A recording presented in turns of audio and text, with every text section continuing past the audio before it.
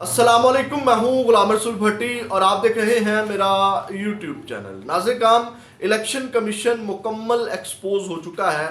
किस तरह वो पार्टी बनकर तहरीक इंसाफ के खिलाफ खड़ा हो गया है और बल्ले के निशान के ऊपर नया फड्डा जो है वो शुरू हो चुका है। इस हवाले से मैंने आपको अपडेट करना है। और दूसरी जानिब काजी फायद ईसा और जस्टिस मुज़ाहिर अली अकबर नकवी के दरमियान जो है वो मैच पड़ चुका है और जिस खदशे का इजहार किया जा रहा था वही जो है वो हुआ और काजी फायद ईसा साहब उसी प्लान के तहत जो है वो चल रहे थे। इसके ऊपर भी मैंने बात करनी है बड़ी डिटेल से। आखिर ये क्या मामला है जस्टिस मुज़ाहिर अली अकबर नकवी और जस्टिस काजी फायद ईसा वाला। लेकिन तफसीलात में जाने से पहले हमेशा की तरह आपसे दरख्वास्त, चैनल को सब्सक्राइब कर लीजिएगा, बेल के आइकन को प्रेस कर लीजिएगा ताकि हर वीडियो का नोटिफिकेशन आपको मिल सके। वीडियो को लाइक ज़रूर कर दीजिएगा। आपके लाइक्स और कमेंट्स इस चीज़ की बहुत बड़ी मदद है। छोटा चैनल है, इसको रिपोर्ट किया जाता है तो आपके लाइक्स और कमेंट्स वो जो रिपोर्ट किया जाता है उस असर को ज़ायल कर देते हैं, तो ये बहुत बड़ी मदद है। नाज़िर, सबसे पहले मैं आपको अपडेट कर दूं जो इस वक्त जस्टिस मुज़ाहिर अली अकबर नकवी और काजी ईसा वाला जो मामला है। आपको पता है कि जस्टिस मुज़ाहिर अली अकबर नकवी ने इस्तीफ़ा दिया जिसको मंजूर कर लिया गया और वो इस्तीफ़ा उन्होंने इस बुनियाद के ऊपर दिया क्योंकि ये उनको निकालने का और नून लीग को बयानिया देने का एक ज़रिया था। अगर वो इस्तीफ़ा ना देते तो सुप्रीम जुडिशल काउंसिल में जो कार्रवाई चलती उस कार्रवाई के अंदर जो है वो कार्रवाई उनके खिलाफ आती।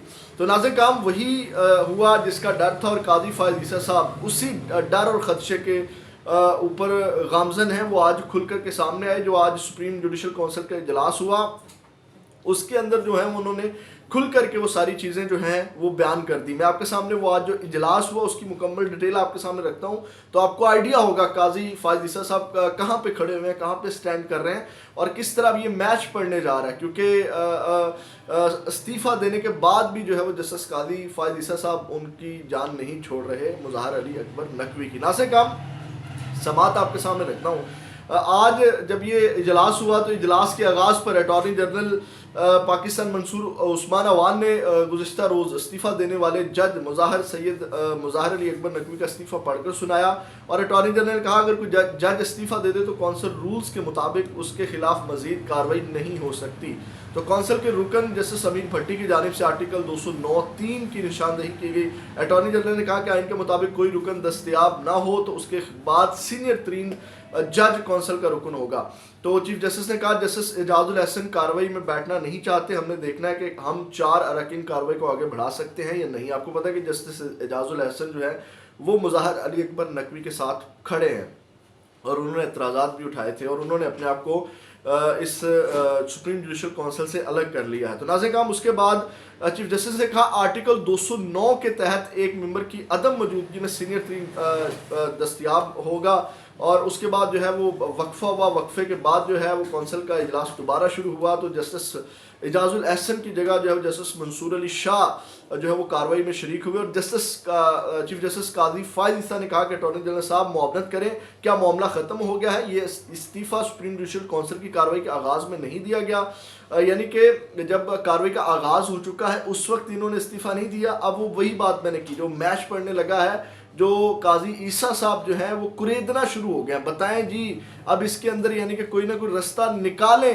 कि मुज़ाहिर अली अकबर नकवी के खिलाफ कार्रवाई की जाए। वही बात हुई जिसका डर था, जिस डर की वजह से मुज़ाहिर अली अकबर ने नकवी ने इस्तीफ़ा दिया कि यही चीज़ें काजी ईसा साहब ने उनके खिलाफ करनी थी और वही जो है वो अब आप अंदाज़ा करें वो कुरेदना शुरू हो गए। मतलब कोई रास्ता निकालें आप कि उन्होंने आगाज़ में नहीं दिया कि इधर से सुप्रीम जुडिशल काउंसिल की कार्रवाई शुरू हुई है तो उन्होंने इस्तीफ़ा दे दिया है। आगे सुनिएगा, अभी उनके बड़े अहम रिमार्क्स आने हैं जहाँ से वो उनकी जो पोजीशन है वाज़ेह होगी। नाज़िर, बल्कि उन्होंने कहा कि मुमकिन है दरख्वास्तें गलत हों, जज ने दबाव पर इस्तीफ़ा दिया हो, जज के दबाव में आकर इस्तीफ़ा देने से इदारे की साख को नुकसान पहुँचेगा। उन्होंने फिर मज़ीद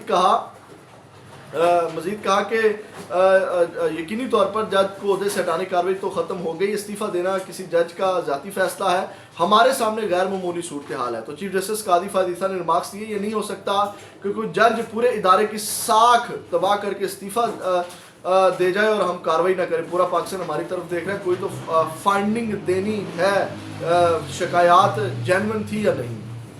बात वही आगे जो मैंने आपके सामने रखी कि यानी कि मामला काजी साहब ने, उन्होंने कहा कोई ना कोई तो फाइंडिंग हमने देनी है, किसी न किसी नतीजे पर हमने पहुंचना है, यानी कि जस्टिस मुज़ाहिर अली अकबर नकवी को हमने कसूरवार ठहराना है। तो आप अंदाज़ा लगा लें यहाँ से उनकी जहनीत का। उसके बाद अभी इलेक्शन वाले मामले के ऊपर, बल्ले के मामले के ऊपर भी मैंने बात करी है नाज़िर काम। उसके बाद उन्होंने कहा कि उनका कहना था कि अटॉर्नी जनरल का कहना था अवामी इत्मीनान का शफाफियत से बराह रास्त ताल्लुक है और कौंसिल के सामने सवाल ये है कि जज के इस्तीफे की कार्रवाई पर असर क्या होगा। उनका कहना था जज को हटाने का तरीकाकार रूल्स ऑफ प्रोसीजर 2005 में दर्ज है। सुप्रीम कोर्ट के 2 रुकनी बेंच ने जून 2023 में फैसला दिया था कि जज रिटायर हो जाए तो उसके खिलाफ कार्रवाई नहीं हो सकती। उन्होंने मजीद कहा केस में साबिक चीफ जस्टिस साकिब निसार के खिलाफ शिकायती मालूमात सुप्रीम जुडिशल काउंसिल को भेजी गई। काउंसिल में चीफ जस्टिस साकिब निसार ने शिकायत पर कार्रवाई नहीं की। साकिब निसार के खिलाफ कार्रवाई न होने पर आईनी दरख्वास्त 2020 में दायर हुई और फैसला 2023 में हुआ। तो चीफ जस्टिस ने कहा साकिब निसार के मामले पर तो कार्रवाई शुरू नहीं हुई थी जबकि अब हो चुकी है, जिस पर अटॉर्नी जनरल का ये अपनी नौयत का पहला मामला है जिसका सामना सुप्रीम जुडिशल काउंसिल कर रही है। चीफ जस्टिस ने कहा इसका मतलब ये नहीं कि सुप्रीम जुडिशल काउंसिल राय नहीं दे सकती। अगर काउंसिल में से जज का कोई दोस्त कार्रवाई के आखिरी दिन उन्हें बता देता है कि आपको बरतरफ करने लगे तो वो इस्तीफा दे जाएगा तो क्या होगा। अटॉर्नी जनरल की इस बारे में क्या राय है। तो अटॉर्नी जनरल ने कहा कार्रवाई के दौरान जज का इस्तीफा दे जाना अपनी नौयत का पहला केस है। जो फैसला जून 2023 में है वो 2 रुकनी बेंच का था, जबकि supreme court practice and procedure आने के बाद आईनी मामलात पर यह बेंच फैसला नहीं दे सकता। तो नाज़िर काम ये वाला मामला आप अंदाज़ा लगाने पे कुरेदा जा रहा है। उसके बाद नाज़िर काम उन्होंने कहा कि ये जो कार्रवाई हुई है ये मुज़ाहिर अली अकबर नकवी और ख्वाजा हारिस को नोटिस उन्होंने जारी किए और कल 11:30 बजे तक ये मुलतवी कर दी गई, यानी कि अब ये इजलास मजीद चलेगा। तो नाज़िर काम अब आते हैं जो इलेक्शन कमीशन एक्सपोज हुआ है, नया फड्डा पड़ गया है। अब किस तरह पार्टी बन के, अब इलेक्शन कमीशन इससे वाज़ेह हो गया कि ये पार्टी बन गया है और पार्टी बन के तहरीक इंसाफ के खिलाफ खड़ा हो गया। तो अब आप अंदाज़ा लगा लें कि ये जो इलेक्शन होंगे उन इलेक्शन की क्या साख रहेगी, क्या वुकत रहेगी, क्या अहमियत रहेगी, कौन मानेगा ऐसे इलेक्शन को कि इलेक्शन कमीशन ने यानी कि अपने तौर के ऊपर पार्टी बन के सुप्रीम कोर्ट में चला गया और सुप्रीम कोर्ट में दरख्वास्त दायर कर दी है कि जो बल्ले का निशान है उसके ऊपर जो है उन्होंने कहा कि ये जो बल्ले का निशान है उसके ऊपर उन्होंने कहा कि ये जो इंट्रा पार्टी इलेक्शन करवाए गए हैं ये इंट्रा पार्टी इंतखाबात इलेक्शन एक्ट के मुताबिक नहीं करवाए गए और पेशावर हाईकोर्ट का फैसला आइन और कानून के खिलाफ है और दरख्वास्त में इस्तता की गई कि पेशावर हाईकोर्ट का फैसला जो है वो कलअदम करार दिया जाए। तो नाज़िर काम मैंने आपको पिछले व्लॉग में बताया था ये एक इजलास चल रहा है इस हवाले से कि हमने हर सूरत जो है वो बल्ले का निशान छीनना और ये वाज़ेह हो गया कि नून लीग की सहूलतकारी की जा रही है। बल्ले का निशान नहीं होगा तो तहरीक इंसाफ को डेफिनेटली जो है वो नुकसान होगा और इसका अब वीडियो लंबी है, इसके ऊपर भी मैं डिटेल से बात करता। तो अब दूसरी जानिब, एक जानिब तो आपको पता है कि ये सुप्रीम कोर्ट में चले गए हैं और उधर पेशावर हाई कोर्ट में तहरीक इंसाफ वाले चले गए हैं, उन्होंने तौहीन अदालत की दरख्वास्त दायर कर दी। आपको पता है कि कल जो पेशावर हाई कोर्ट ने फैसला दिया था उन्होंने कहा था कि बल्ले के निशान का जो मतलब सर्टिफिकेट है वेबसाइट के ऊपर उसको अपडेट किया जाए और उन्होंने इलेक्शन कमीशन ने नहीं किया अभी तक और उस हवाले से 2 रुकनी बेंच जो है अब पेशावर हाई कोर्ट का 2 रुकनी बेंच इसके ऊपर कल समाअत करेगा। तो ये एक नया फड्डा जो है वो बल्ले के निशान के ऊपर पड़ चुका है नाज़िर काम और इलेक्शन कमीशन मुकम्मल एक्सपोज हो चुका है, नंगा हो चुका है। और जो सुप्रीम कोर्ट के अंदर दरख्वास्त गई है इलेक्शन कमीशन की जानिब से उसको डायरी नंबर भी लग गया है और अब उसमें मुमकिन है कि तहरीक इंसाफ के ख़िलाफ़ फैसला आए। उसमें जस्टिस कादी फ़ायद ईसा साहब की कोर्ट में फैसला गया है। सोशल मीडिया के ऊपर ये खबरें चल रही हैं क्योंकि कादी फ़ायद ईसा साहब भी पूरे गेम प्लान का हिस्सा है। अब ये खबरें सोशल मीडिया के ऊपर चल रही हैं, मैं बता रहा हूँ, मैं अपनी तरफ से नहीं कह रहा कि इस सब के अंदर कहा जा रहा है कि ये जो ये भी खबर सोशल मीडिया के ऊपर चल रही है कि इस वक्त 2 चीफ जो है वो एक पेज के ऊपर है, एक चीफ जस्टिस कादी फ़ायद ईसा साहब और एक चीफ इलेक्शन कमिश्नर। तो ये नाज़िर काम, लेकिन मैं कहता हूँ कि इसके ऊपर तीसरा चीफ भी जो है वो एक पेज के ऊपर है। वो तीसरा चीफ कौन है ये आप खुद अंदाज़ा लगा सकते हैं। तो ये नाज़िर काम सूरत हाल है।